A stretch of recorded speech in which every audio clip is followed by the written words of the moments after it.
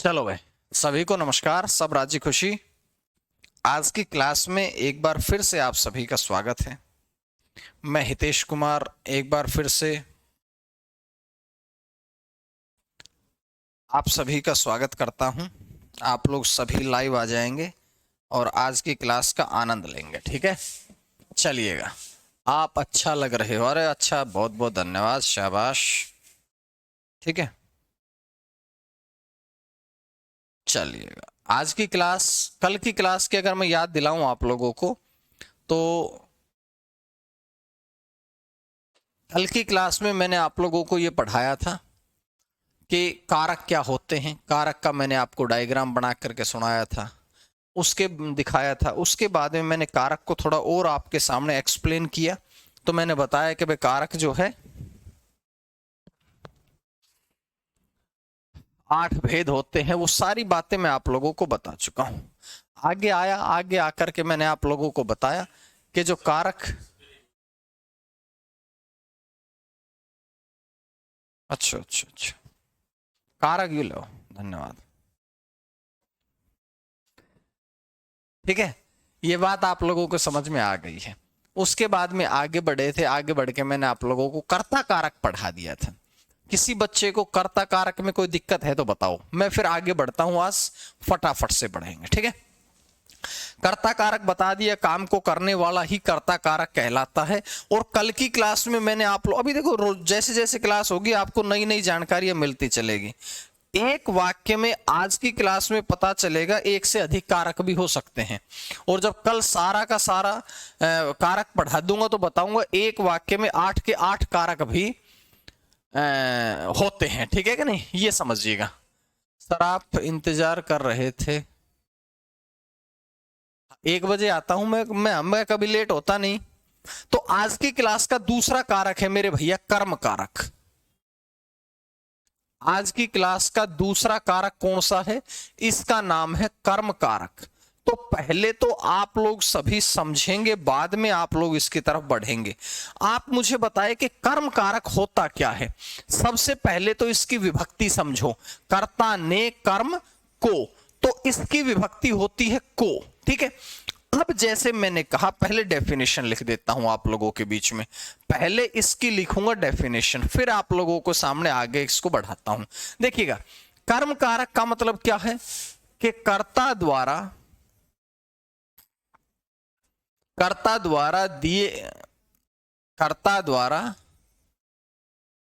किए गए कार्य का प्रभाव जिस पर पड़ता है, प्रभाव जिस पर पड़ता है उसी को कर्म कारक कहते हैं। कर्ता द्वारा किए गए कार्य, कर्ता ने कोई काम कर दिया है, उस काम का जिस पर भी प्रभाव पड़ेगा उसी को हम कर्म कारक कहते हैं। क्या मेरी बात आपको समझ में आ गई है? भाई कर्ता तो होता है काम को करने वाला, और उसने जो कुछ भी काम कर दिया है उस काम का जिस पर पड़ेगा प्रभाव, जिस पर प्रभाव पड़ेगा उसी को हम क्या कहेंगे? उसी को हम कहेंगे कर्म कारक। जैसे मेरी बात को समझना, मैं एक एग्जाम्पल के तौर पे समझा रहा हूं। मैंने कहा राम ने रावण को मारा। आप मुझे एक बात बताइएगा, आप एक बात बताओ कि काम कौन सा हुआ? काम हुआ है मारने का। मारने का काम हुआ है तो जो काम होता है उसी को हम कहते हैं क्या? क्रिया। अब ये क्रिया, ये काम किया किसने है? ये काम किया है राम ने। तो जो काम को करता है वही क्या कहलाता है? कर्ता कारक। लेकिन कर्ता ने, राम ने जो काम किया है, काम मारने का काम किया है, इसका प्रभाव किस पर पड़ेगा? रावण पर। तो जिस पर प्रभाव पड़े वही क्या हो जाएगा? कर्म कारक हो जाता है। वही आप लोगों का कर्म कारक हो जाता है। क्या मेरी बात समझ में आ गई? कर्ता द्वारा किए गए कार्य का जिस पर भी प्रभाव पड़ता है उसी को हम कर्म कारक कहते हैं। क्या मेरी बात समझ में आ गई है कि नहीं? बोलो हाँ है ना? कर्ता ने कोई काम किया है, उसका जिस पर प्रभाव पड़ेगा कर्म कारक कहता है ना। सर आपकी यही बात बहुत अच्छी लगती है कि आपने हम बच्चों के साथ साथ नहीं, ये बात आपने सही कही है श्रद्धा, बिल्कुल सही कहा।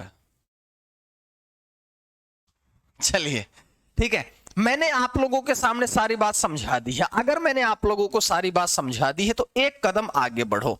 राम ने रावण को मारा, सारी बात समझ में आ गई। अब मैं एक दो एग्जाम्पल और देता हूं। मैंने कहा रमेश ने मोहन को पीटा, रमेश ने मोहन को पीटा। अब एक बात मेरी समझना, पहले बात समझना, काम कौन सा हुआ है? पीटने का। किसने किया है? रमेश ने। रमेश ने काम किया है तो रमेश हो गया है कर्ता कारक। रमेश ने काम किया पीटने का, जिसका प्रभाव किस पर पड़ा? मोहन पर। जिस पर प्रभाव पड़ेगा मेरे बच्चे वही क्या कहलाएगा? कर्म कारक। बोलो कहलाएगा कि नहीं? अरे कहलाएगा कि नहीं? अब मैं आप लोगों से एक बड़ा अच्छा प्रश्न पूछने के मूड में हूं।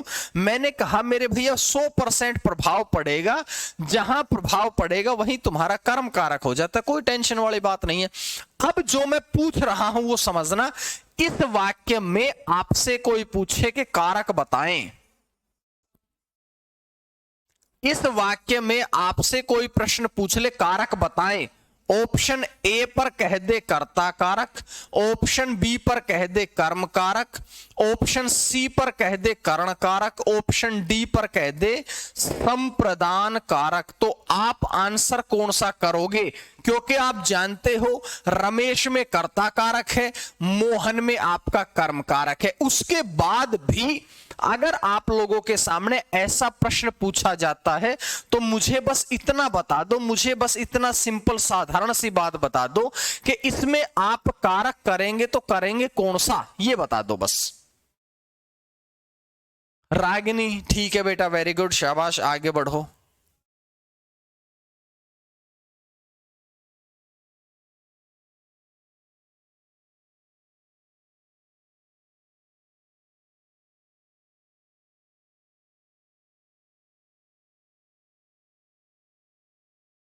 ठीक है,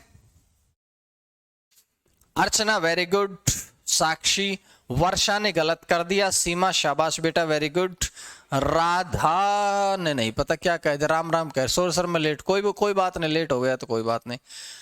सी रवि कह रहा है कर्ण कारक, रवि तेरे तो लगेगा।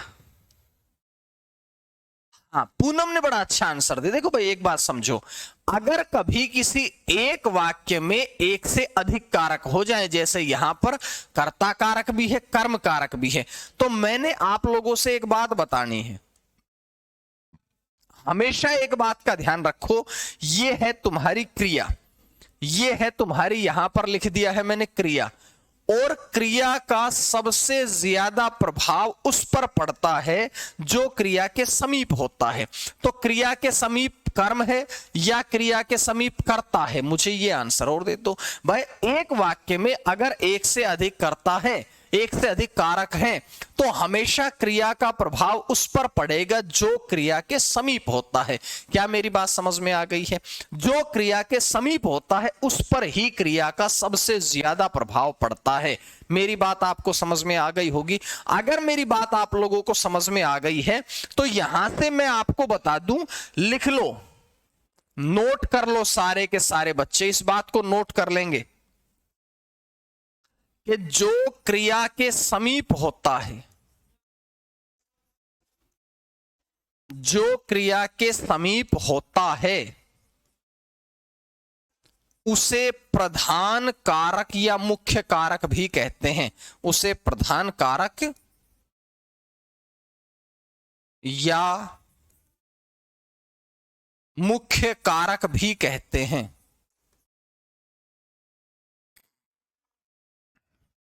उसे मुख्य कारक भी कहते हैं। तो इसमें आप लोगों का कारक कौन सा हो जाएगा? Option number B. कोई टेंशन वाली बात नहीं है। अगर कोई टेंशन नहीं है तो एक बात आप लोग आगे चल के एक और भी समझेंगे। मैं एक प्रश्न और आप लोगों से देता हूं, चलो बताओ। मैंने कहा कि राम ने कुर्सी तोड़ दी, राम ने कुर्सी तोड़ दी, इस वाक्य में कारक कौन सा है बताओ जल्दी से, नाम लिख करके बता दो मुझे कि आपके सामने वाक्य लिख दिया है, इस वाक्य में कारक कौन सा है, इस वाक्य में कारक कौन सा है। जल्दी जल्दी से मुझे सारे बच्चे आंसर करके बताएंगे फटाफट से, कोई बच्चा लेट नहीं करेगा क्योंकि टू द पॉइंट फटाफट से आप लोगों ने आंसर देना है। आंसर करो। कर्ता, पूनम कह रही है कर्ता, वेरी गुड, शाबाश बच्चे। बहुत जरूरी बात एक और सिखाने वाला हूं, एक और आप लोगों के बीच में, है ना, जल्दी। अरे बच्चे तो बहुत सारे हैं, कमेंट क्यों नहीं कर रहे हो यार तुम। कर्ता कर्ता कर्ता, साक्षी, कर्ण, अमन, रवि, रवि और रागिनी दोनों को शाबाश, रवि और रागिनी दोनों को शाबाश है, शाबाश है, शाबाश है, ठीक है। रवि वेरी गुड, शाबाश, वेरी गुड, वेरी, सबका गलत है बाकी। मोनिका वेरी गुड बच्चे, वेरी गुड, शाबाश बेटा, वेरी गुड, सबका गलत है, 3 बच्चों का सही आया है अब तक। आप, मोनिका वेरी गुड। देखो बच्चों, आप लोग ये समझ रहे हैं कि सर ने विभक्ति लगी है तो ये आपका कर्ता कारक है। मैं कहता हूं 2 मिनट इस बात को समझो। मैंने कहा इस वाक्य में काम कौन सा हुआ है, तोड़ने का। काम कौन सा हुआ है, तोड़ने का। अगर तोड़ने का काम हुआ है तो यही आपकी क्रिया है। दूसरी बात, यही आपकी क्रिया है। दूसरी बात, ये तोड़ने का काम किसने किया, ये किया है कर्ता ने, तो ये आप लोगों का कहलाएगा कर्ता कारक। दूसरी बात आप ये समझेंगे, ये काम तोड़ने का किया है तो इसका प्रभाव किस पर पड़ा है, भाई कुर्सी पर पड़ा है इसका प्रभाव, कुर्सी पर पड़ा है इसका प्रभाव, और जिस पर प्रभाव पड़े उसी को कहते हैं कर्म कारक। जिस पर प्रभाव पड़ा है उसी को कहते हैं कर्म कारक। तो आपके दिमाग में यह आएगा कि सर इसमें को का प्रयोग तो नहीं हुआ, कोई बात नहीं, नहीं हुआ तो, अरे इसमें को का प्रयोग तो नहीं हुआ, अरे तो को का प्रयोग मैंने तो आज तक आप लोगों को नहीं बताया कि को का प्रयोग होना चाहिए। मैंने आप लोगों से एक सिंपल सी बात बताई है। क्या बताई है कि कर्ता द्वारा किए गए कार्य का जिस पर प्रभाव पड़ता है, कर्ता द्वारा किए गए कार्य का जिस पर प्रभाव पड़ता है उसको कर्म कहते हैं। मैंने तो आज तक ये नहीं बताया कि जिसके साथ को लगा होगा वो कर्म होगा। मैंने ये जरूर कहा कि कर्म की विभक्ति को होती है, लेकिन कर्ता द्वारा किए गए कार्य का जिस पर पड़ता है मेरे बच्चे प्रभाव, जिस पर पड़ता है मेरे बच्चे प्रभाव, उसी को हम कहते हैं कर्म कारक। क्या मेरी बात समझ में आ गई है? अगर मेरी बात समझ में आ गई है तो प्रभाव किस पर पड़ा है, कुर्सी पर पड़ा है। समझ में आ गई? यहां से इसके साथ में विभक्ति नहीं लगी है। अगर विभक्ति नहीं लगी है तो क्या आप लोग ये कह सकते हैं को विभक्ति भी है इसकी, साथ में शून्य या अदृश्य विभक्ति भी है,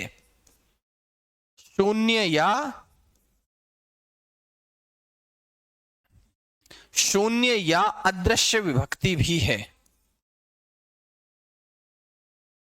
शून्य या अदृश्य विभक्ति भी यहां पर है। क्या मेरी बात दूसरी समझ में आ गई?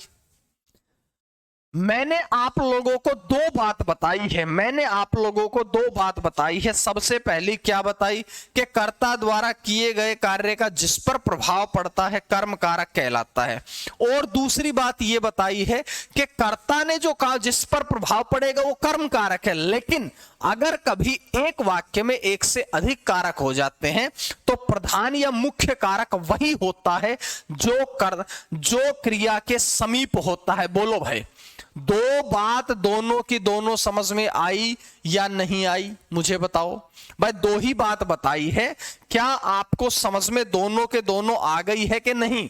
यस और नो, यही प्रॉब्लम हो रही है ना। तो आप देखो आपकी गलती क्या है, आपकी गलती ये है, हम ये कल की भी क्लास में मैंने बताया था, हमारी गलती है कि आज तक हमने ये पढ़ा है जिसके साथ ने लगा हो वो कर्ता कारक, जिसके साथ को लगा हो वो कर्म कारक, जिसके साथ से के द्वारा लगा हो वो कर्ण कारक।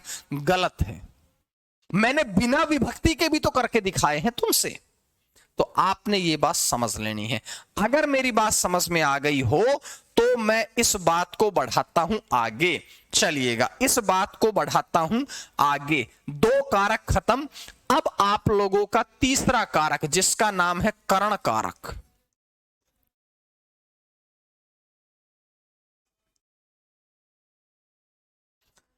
जिसका नाम है करण कारक आप लोगों के बीच में आ गया है। इसका मतलब क्या है? देखो, पहले तो इसकी विभक्तियां, एक होती है से और होती है के द्वारा। से और के द्वारा जो है वो आपकी विभक्तियां होती है। अब सुनिएगा, ये दोनों विभक्तियां दर्शाती क्या है? ये दोनों विभक्तियां दर्शाती है माध्यम या किसी कार्य को करने का साधन। ये विभक्तियां दर्शाती है माध्यम या किसी कार्य को करने का साधन। क्या मेरी बात समझ में आ गई है? बोलो हाँ या ना। अगर मेरी बात समझ में आ गई है तो सुनिएगा, लिखो, कर्ता द्वारा किए गए कार्य का माध्यम या साधन, माध्यम या साधन दर्शाने वाले को ही करण कारक कहते हैं। क्या कहते हैं? करण कारक। मैंने कहा कि कर्ता द्वारा किए गए कार्य के माध्यम या साधन को दर्शाने वाला ही करण कारक कहलाता है। मेरी बात को आप समझ लेंगे, जैसे एग्जाम्पल से समझोगे ज्यादातर। तो जैसे मैंने तुमसे एक बात कही, जैसे मैंने एक बात कही कि भाई मैं लिखता हूं राम ने पेन से लिखा। आप एक बात बताओ, काम कौन सा हुआ है? लिखने का काम किया किसने है? राम ने। माध्यम क्या है? पेन। क्या काम को करने का, लिखने का माध्यम या साधन क्या तुम्हारा पेन है कि नहीं? और जो माध्यम या साधन को दर्शाएगा वही तुम्हारा क्या कहलाएगा?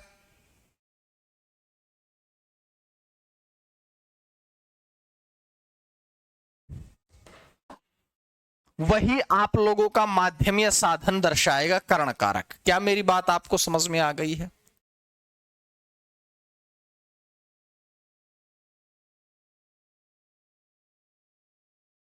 आपको समझ में आ गई? भाई मैंने लिखा है, राम ने लिखा है, लिखने का माध्यम क्या है? पेन। आपको समझ में आ गई? राम बस से बनारस गया, बिल्कुल सही। एक बच्चे ने लिखा कि सर राम बस से बनारस गया। राम बस से बनारस गया। मैंने कह दिया कि भाई बनारस जाने का काम हुआ है, किसने किया है? बस से जाने का। तो इस बस ने दर्शाया है माध्यम या साधन। तो ये बस जो है यही आपकी करण कारक कहलाएगा। कंप्लीट है? अगर कंप्लीट है तो सुनो फिर अब आगे एक लाइन और सिखाता हूं। मैंने कहा राम ने रावण को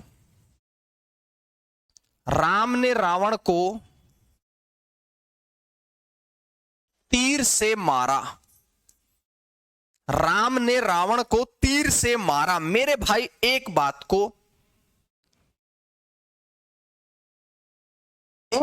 को समझना, मैंने यहां पर भी कहा कि काम को करने वाला कौन है? काम को करने वाला है राम। राम काम को करने वाला है तो राम ही क्या कहलाएगा? कर्ता। भाई किस माध्यम से कार्य किया?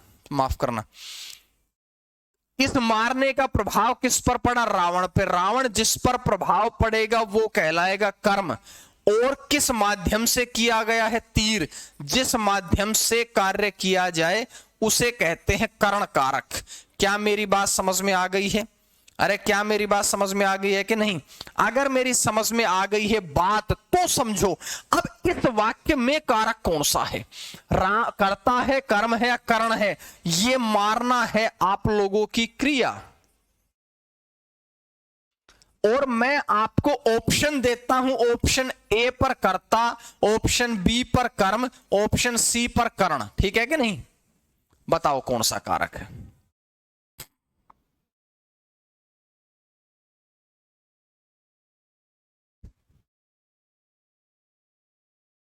करण कारक है कि नहीं?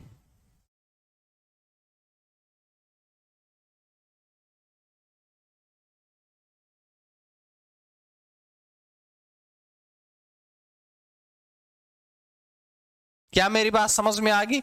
मैंने कहा कि 3 ऑप्शन है, आप मुझे बताओ कारक कौन सा है। देखो, क्रिया के समीप ये करण है, क्रिया के समीप कर्म है, या क्रिया के समीप आपका कर्ता कारक है, ये बता दो बस मुझे। अगर आपके पेपर में एक वाक्य में एक से अधिक कारक आएगा, तब आप आंसर किसका करोगे? जो क्रिया के समीप है। क्या मेरी बात समझ में आ गई है? भाई, मैं आपसे जो समझाने का प्रयास कर रहा हूं, क्या ये बात आप लोगों को समझ में आ रही है कि सर जब भी कभी कर्ता ने कोई कार्य किया है, उस कार्य का जिस पर प्रभाव पड़ता है उसी को हम करण कारक कहते हैं।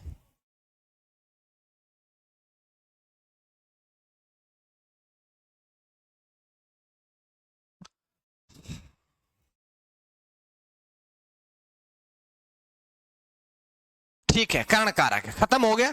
अब मैं आगे बढ़ सकता हूं। कर्ता, काम को करने वाला, कर्म, तीनों को एक लाइन में लिख देता हूं। तीनों को एक लाइन में लिख देता हूं। सबसे पहले कर्ता, दूसरा है कर्म, तीसरा है कर्ण, है ना? तीनों कारक है।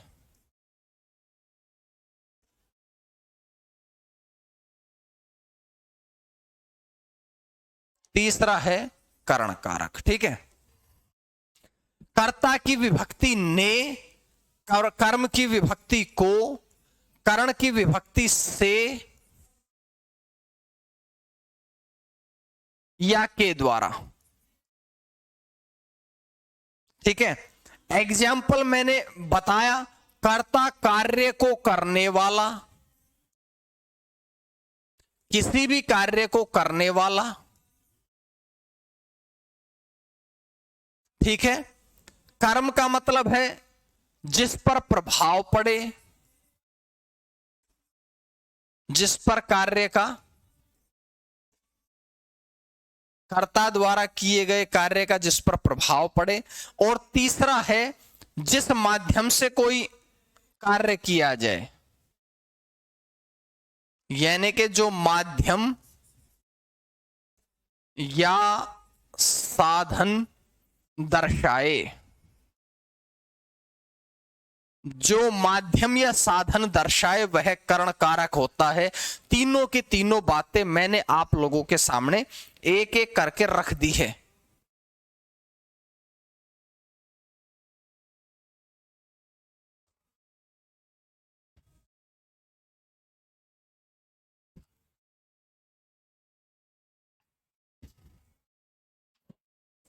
कंप्लीट हो गया काम तुम्हारा।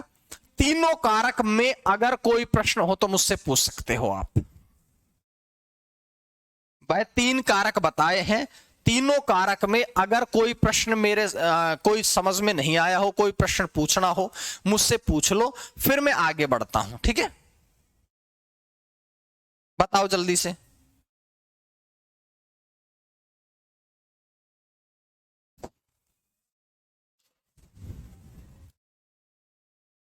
नो प्रॉब्लम है तो आगे बढ़ लूं। 3 कारक खत्म। 3 कारक खत्म होने के बाद आपका चौथा कारक आता है तुम्हारे सामने। इसका नाम है कर्ता ने कर्म को कर्ण से संप्रदान के लिए। और एक बात मेरे बच्चों समझ लेना, संप्रदान कारक जो है ये आप लोगों का पेपर में पूछा जाने वाला मोस्ट इंपॉर्टेंट कारक है। सबसे पहले मुझे इसकी विभक्ति बताओ क्या होती है। कर्ता ने कर्म को करण से, और संप्रदान की विभक्ति आप लोग मुझे बताएंगे, फटाफट से बता दो, फटाफट से। के लिए, बहुत बढ़िया। कर्ता ने कर्म को करण से संप्रदान, इसकी विभक्ति है के लिए। ठीक है, तो मैं इसकी डेफिनेशन धीरे धीरे धीरे धीरे करके बताता चलूंगा। संप्रदान होता है अलग होना। ना ना योगेश मेरे बच्चे, गलत पढ़ लिया तूने। अलग होना होता है अपादान कारक। इसका अगले वाला जो मैं आपको आज की क्लास में नहीं कल की क्लास में कराऊंगा, है ना, इससे आगे जो पढ़ेंगे ना, अपादान कारक वो अलगाव दर्शाता है, वो दूरी दर्शाता है, लेकिन संप्रदान कारक कभी भी दूरी नहीं दर्शाता है। पहली तो बात ये समझेंगे। अब मैंने कहा तो संप्रदान होता क्या है? संप्रदान होता है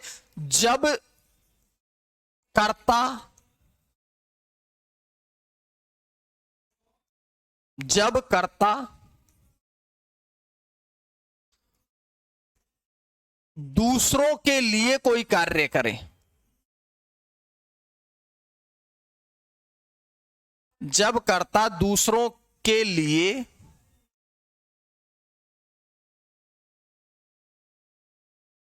कोई कार्य करे, जब कर्ता दूसरों के लिए कोई कार्य करे तो उसे हम कहते हैं संप्रदान कारक। जैसे एक बात समझना, मैं कह रहा हूं अपने लिए नहीं करे ना, मैं अपने लिए कोई कार्य नहीं करता हूं, मैं दूसरों के लिए कोई कार्य करता हूं, तब उसे मेरे भैया कौन सा कारक कहा जाता है? संप्रदान कारक का। मैं अपने लिए कोई कार्य न करके दूसरों के लिए कोई कार्य कर दूं, उसे कहते हैं संप्रदान कारक। जैसे मैं कहता हूं, एक बड़ा फेमस एग्जाम्पल है कि मां बच्चों के लिए खिलौने लाई।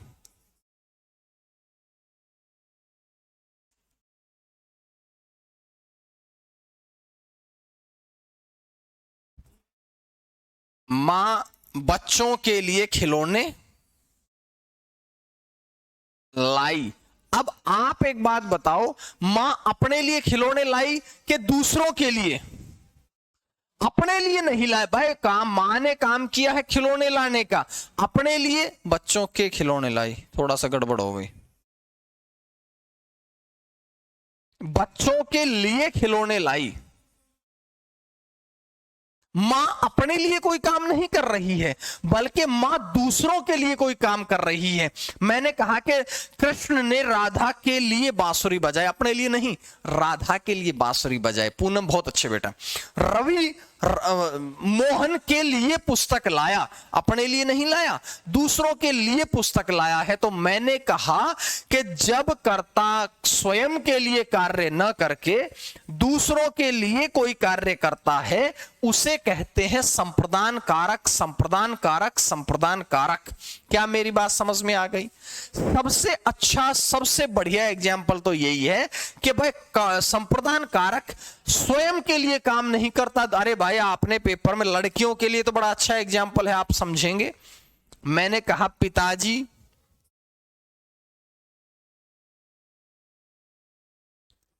बच्चे का एग्जाम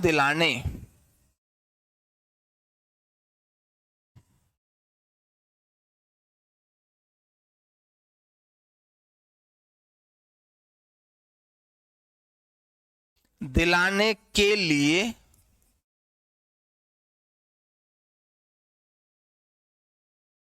दिल्ली गए। क्या कहा? भाई अपना पेपर देने के लिए गए कि बच्चे का पेपर दिलाने के लिए गए? तो अपना पेपर तो नहीं दिया, अपना पेपर देने के लिए नहीं गए, बल्कि बच्चे का पेपर दिलाने के लिए दिल्ली गए। तो मैंने कहा जब स्वयं के लिए कोई कार्य न किया जाए, बल्कि मेरे भाइयों दूसरों के लिए कोई कार्य कर दिया जाए, तब उसे हम क्या कहते हैं? तब उसे हम कहते हैं मेरे भैया, क्या उसे हम कहते हैं? संप्रदान कारक। मेरी बात समझ? मैं मोहन के लिए दिल्ली गया, मैं अपने लिए नहीं गया, मैं मोहन के लिए दिल्ली गया। तो पहला कदम हमारा यहां से समझ में, मेरा यहां से समझ में आ गया होगा आप लोगों को। एक कदम और बढ़ाता हूं और मैं आप लोगों से पूछता हूं कि कारक कौन सा है, मुझे बताओ। मैंने एक लाइन लिखी, मैंने कहा राम ने मोहन को पीटा। राम ने मोहन को पीटा, इसमें मैंने अंडरलाइन कर दिया है मोहन। कारक बताओ, कर्ता है, कर्म है, करण है, संप्रदान है, कौन सा कारक है मुझे बता दीजिएगा। भाई मैंने कहा कि राम ने मोहन को पीटा, ठीक है, कारक बताओ फटाफट से।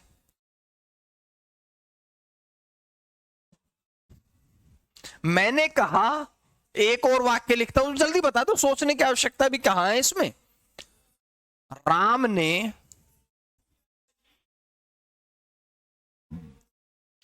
ने मोहन को पुस्तक दी।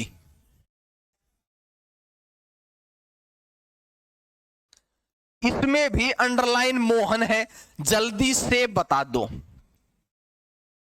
कौन सा कारक है, दोनों में कारक कौन सा है, जल्दी से कारक बता दो कौन सा कारक है।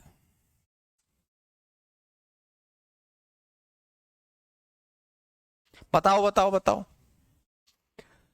यहां पर आप कह रहे हैं कि सर इसमें होना चाहिए कर्म कारक, मैंने कहा बिल्कुल सही है, 1% भी दिक्कत नहीं है। कर्म कारक में बताओ क्या दिक्कत है, कोई दिक्कत नहीं है। मैंने कहा राम करता है, काम किया पीटने का, मोहन पर प्रभाव पड़ा, कर्म कारक हो गया, क्या दिक्कत है। दूसरा है मोहन, इसमें आप लोगों का होगा मेरे बच्चे संप्रदान कारक। इसमें तुम्हारा कौन सा कारक होगा, इसमें कारक होगा आप लोगों का संप्रदान कारक। अब मुझे आंसर करके बता दीजिएगा कि इसमें संप्रदान कारक क्यों है। ये बात तो समझ में आई नहीं, ये बात तो समझ में आई नहीं। अगर ये बात समझ में नहीं आई है तो फिर कोई दिक्कत वाली बात नहीं है, इसमें संप्रदान क्यों। मैं समझाता हूं, एक लाइन लिखता हूं। मैंने कहा, गौर करना मेरे बच्चों,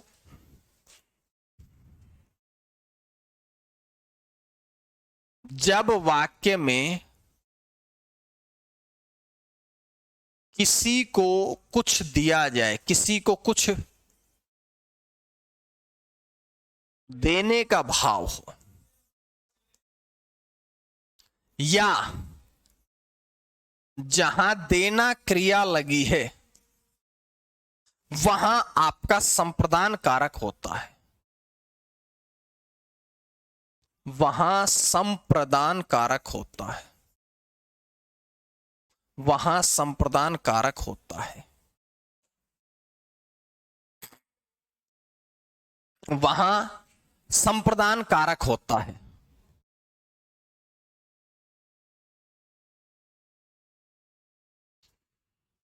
अब आप कहेंगे सर ये कैसे बात होगी, बताओ जरा।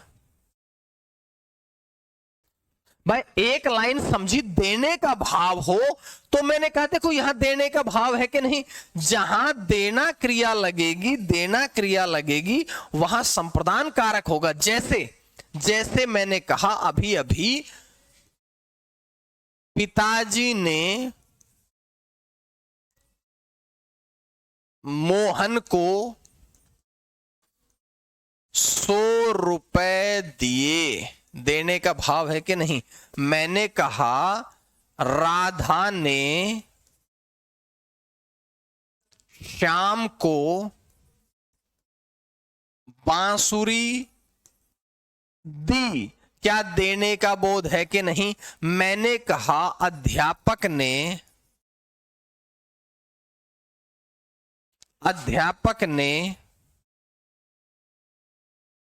बच्चों को पुस्तक दी, अध्यापक ने बच्चों को पुस्तक दी। जहां कहीं भी देने का भाव हो, जहां कहीं भी देना क्रिया लगी हो वहां हमेशा हमेशा हमेशा आपका संप्रदान कारक होता है। क्या मेरी बात समझ में आ गई? अगर मेरी बात समझ में आ गई है तो एक काम और लिखो, इसी को एग्जाम्पल सारे साथ लिखना। एक कदम और आगे बढ़ाता हूं, जब भी कभी वाक्य में दान दिया जाए,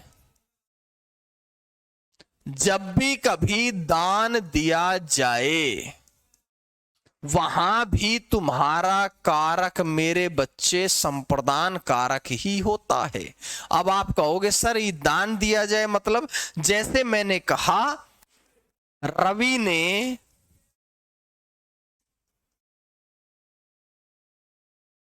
गरीबों को वस्त्र दान दिए, भाई दिए गए हैं कि नहीं? मैंने आप लोगों से कहा कि राकेश ने भिखारी को 100 रुपए दिए, भिखारी को 100 रुपए दान दिए। क्या मेरी बात समझ में आ गई है? जहां कहीं भी दान दिया जाता है वहां पर भी आपका संप्रदान कारक होता है। क्या मेरी बात समझ में आ गई है? लिखो लिखो लिखो। सर ने मुझे 20 रुपए दिए, ये भी आप लोगों का संप्रदान कारक ही हो जाएगा। श्याम ने राधा को बंशी सुनाई, इसमें कर्म कारक होगा। राधा ने श्याम को बंसी सुनाई, ये आप लोगों का कर्म कारक होगा इसमें। ठीक है, चलो आज की डीपीपी अभी 2 मिनट में भिजवा दूंगा आपको।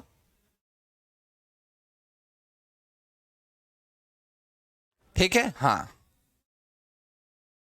कोई दिक्कत परेशानी रही? सर जी मुझे भी दे दो 20 रुपए, तुम्हें भी 20, तुम्हें 200 रुपए दिए, और बताओ। आगे सुनो, जब भी कभी वाक्य में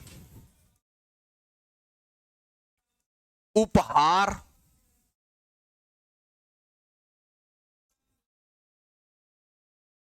भेंट, इनाम,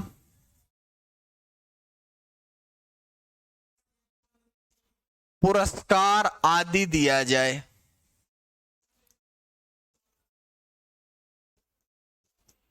वहां भी कारक तुम्हारा संप्रदान ही होगा, संप्रदान कारक ही होगा। जैसे जैसे मैंने कहा सरकार ने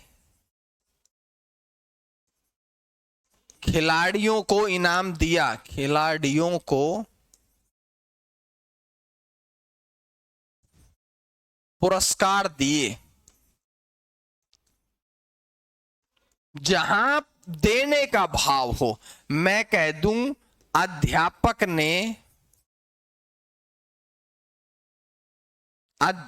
ने बच्चों को इनाम दिया। जहां इनाम दिया जाएगा वहां पर भी कौन सा हो जाएगा? वापिस ले लेंगे तो कारक बदल जाएगा, यहां नहीं होगा। अगर वापिस ले लिया जाए कोई काम तो वहां पर ये आपका नहीं रहेगा। मेरे भैया ध्यान रखिएगा, वापिस ले लिया जाएगा तो कल की क्लास में पढ़ाऊंगा। ठीक है, कल की क्लास में पढ़ाऊंगा वो। अभी तो तुम देने के बारे में सोचो, वापिस लेने के बारे में नहीं। कर्म कर्म कुरु फलस्य चिंता मा कुरु, कर्म करो फल की चिंता मत करो। कल की क्लास में बताऊंगा वो।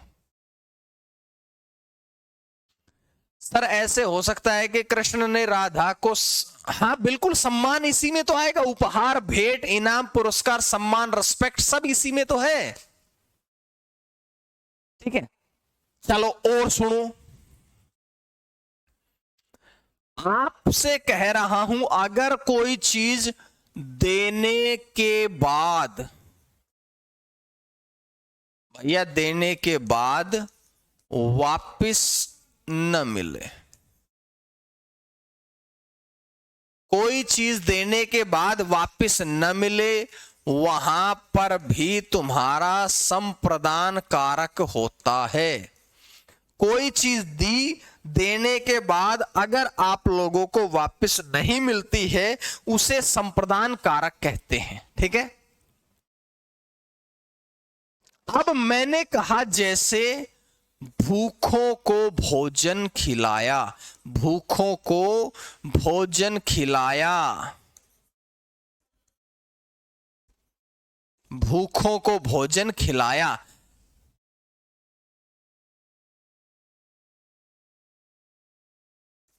मैंने कहा प्यासे को पानी। आप एक बात समझना, अगर कोई, देखो अब आप समझना, को विभक्ति का प्रयोग हो रहा है, कारक संप्रदान है। आप गौर करो, देते समय को विभक्ति का प्रयोग हो रहा है, कारक संप्रदान है। समझ में आ गई? तो आप ये बात भी समझते हुए चलेंगे कि संप्रदान कारक में को विभक्ति का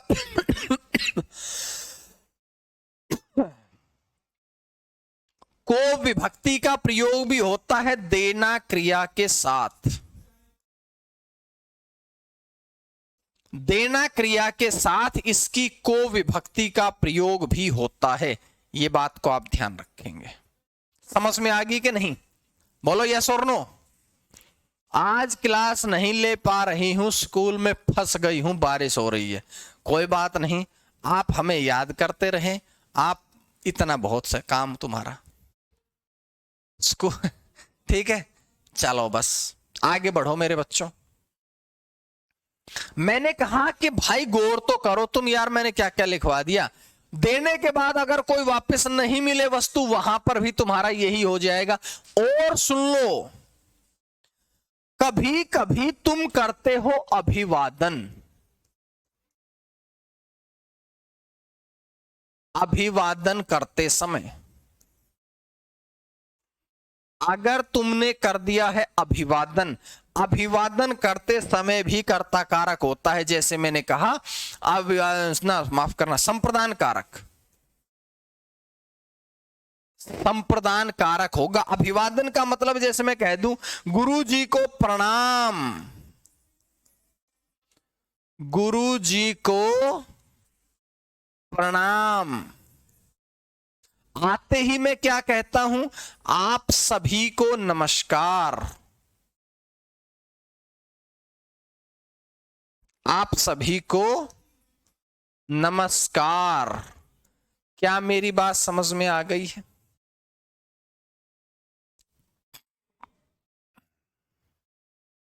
सर बारिश कहां पड़ रही है? सुखवीर मेरे भैया, हिंदी की क्लास है, पड़ती नहीं है बारिश, बारिश होती है। ठीक है, बारिश हो रही है, आगरा के आसपास के क्षेत्रों में बारिश हो रही है। ठीक है,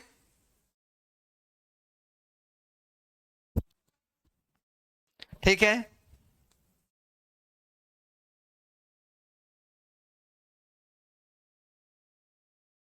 आगे चलिएगा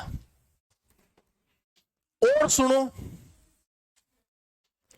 मैं तुमसे कहूं जब भी कोई चीज पसंद हो, जब भी कोई चीज प्रिय हो, जब भी कोई चीज अच्छी लगे या अच्छा लगे, कोई काम आपको रुचि हो, इंटरेस्ट हो, आपको कोई चीज काम करना पसंद हो, वहां पर भी कारक तुम्हारा संप्रदान कारक ही होता है। कारक वहां पर भी तुम्हारा कौन सा होता है? कारक तो वहां पर भी तुम्हारा संप्रदान कारक ही होता है। क्या मेरी बात समझ में आ गई है? वहां देखो, कोई चीज आपको करनी पसंद है, कोई चीज आपको करनी प्रिय है, कोई चीज आपको करना अच्छा लगता है। जहां कोई काम करना अच्छा लगता है, कोई चीज पसंद हो जाती है, कोई चीज आपको प्रिय लगे, कोई आपको इंटरेस्ट हो। सर मैं आगरा मधुनगर से हो रही है बारिश, बहुत बढ़िया करण मेरे बच्चे, बहुत बढ़िया। अब सुनो सर, हमारी सुन लो, शरीफ क्या कह रहा है, तू भी बोला ना। आशीर्वाद मेरे बच्चे, यही तो आ गया है, यहीं पे तो है, अभिवादन में ही तो है। ठीक है कि नहीं? मुझे पढ़ना अच्छा लगता है, बहुत बड़ा, बहुत बढ़िया, बढ़िया, लिखो लिखो। हुँ?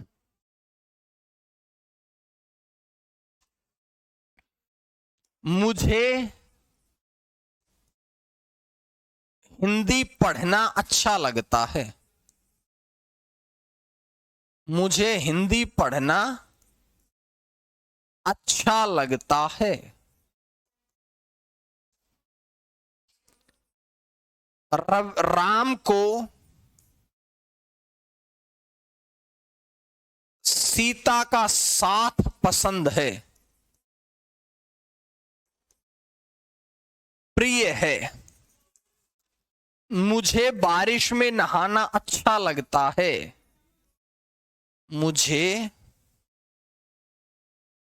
बारिश में नहाना अच्छा लगता है।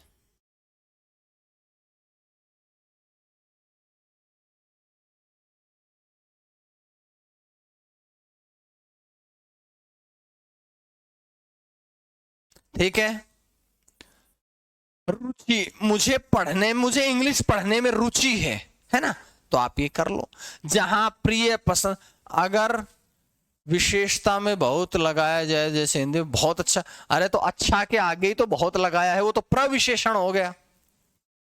अच्छा लगने, मैं कह दूं मुझे बहुत अच्छा लगता है, मुझे बहुत साथ बहुत प्रिय है, बारिश में नहाना बहुत, तो बहुत तो प्रविशेषण हो गया ना। होने दो, वो इसी में तो आएगा वो भी सब। जब हम विशेषण का कारक पढ़ेंगे तो वहां,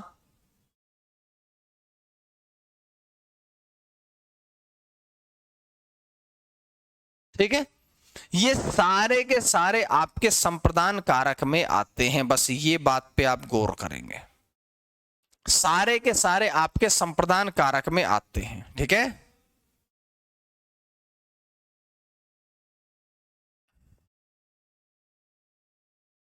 खत्म हो गया काम।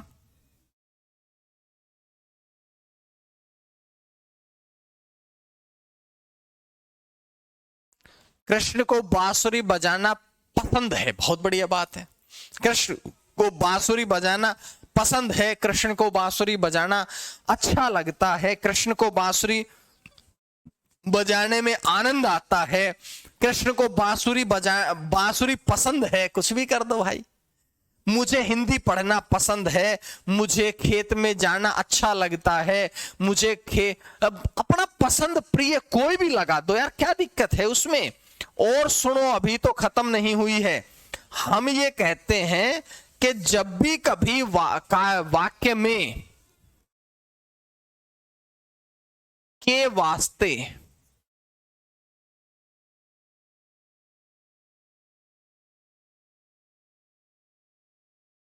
के वास्ते,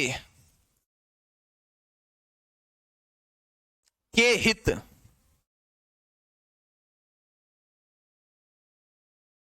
के वास्ते, के हित या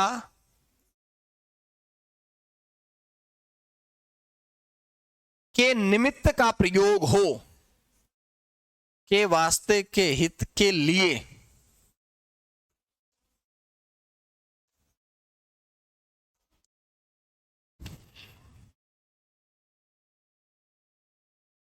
तो भी आपका कारक संप्रदान कारक ही होगा। तो भी आपका कारक संप्रदान कारक ही होगा। हमने संप्रदान कारक को पूरा खोल के रख दिया है। हितेश सर बहुत अच्छा लगता है, मुझे हितेश सर बहुत अच्छा लगता है, लगते हैं। रवि, रुचि स्त्रीलिंग है या पुल्लिंग? रुचि स्त्रीलिंग शब्द है। दही पुल्लिंग शब्द है। रुचि स्त्रीलिंग शब्द है, दही पुल्लिंग शब्द। हम कह देते दही खट्टी हो गई, ये गलत बोलते हैं। पुल्लिंग शब्द है। क्या मेरी बात समझ में आ गई?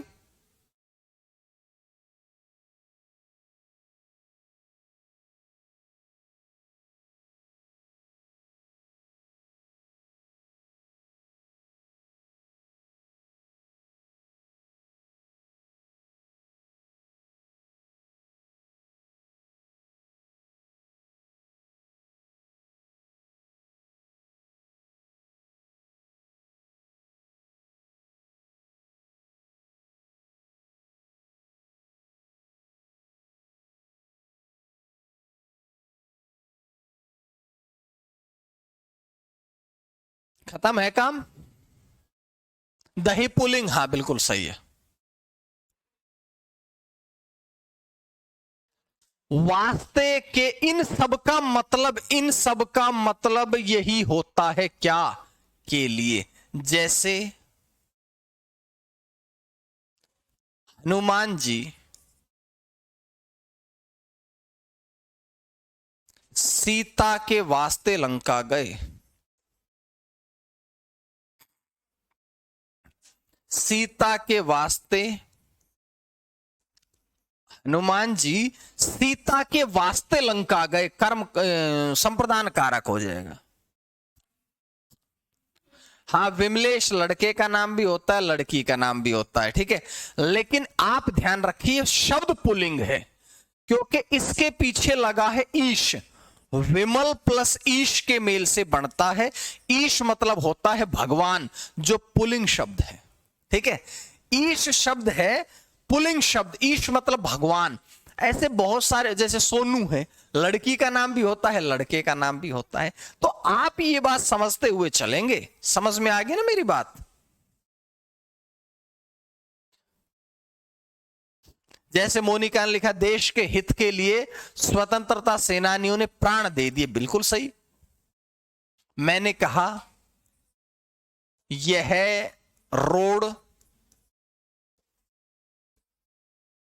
जनता के हित बनवाया गया है, जनता के हित बनवाया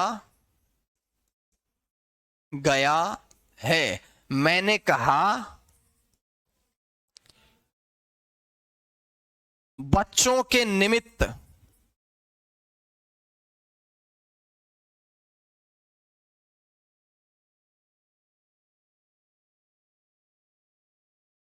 पुस्तकें लाई गई।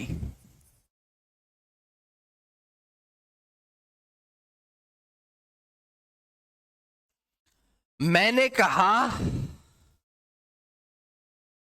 के लिए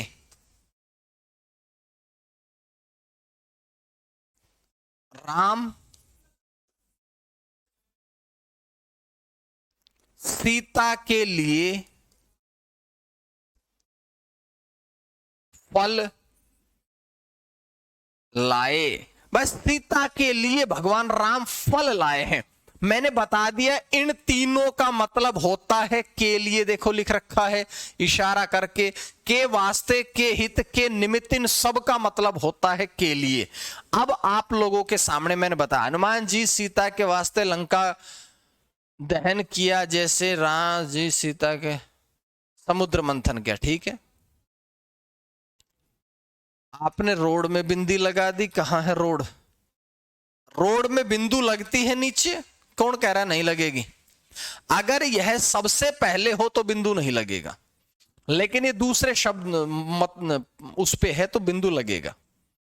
सर आपने हाँ ठीक है, हनुमान जी लखन जी के हित के लिए संजीवनी लाए, बिल्कुल सही, बिल्कुल सही। के हित का प्रयोग भी होता है, के हित लिखा ना, अच्छा ये लिखा तो है के हित। राम सीता के लिए हिरण के शिकार करने गए, बिल्कुल सही।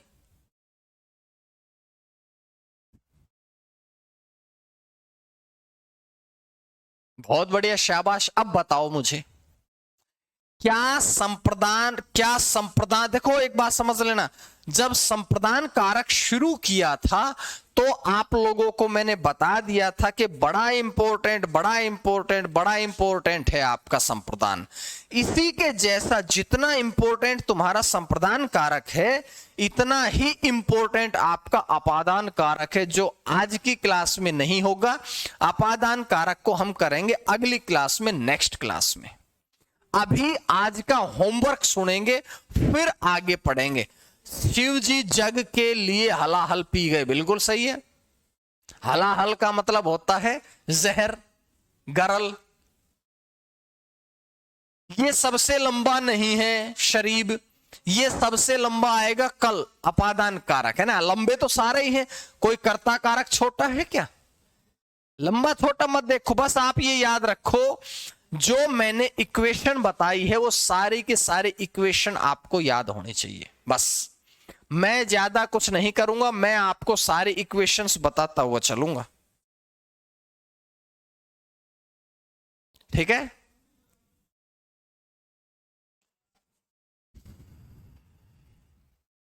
और बताओ, अभी आपको मैंने 4 कारक पढ़ा दिए हैं। सबसे पहले मैंने बताया कर्ता कारक कंप्लीट, कर्म कारक कंप्लीट, करण कारक कंप्लीट,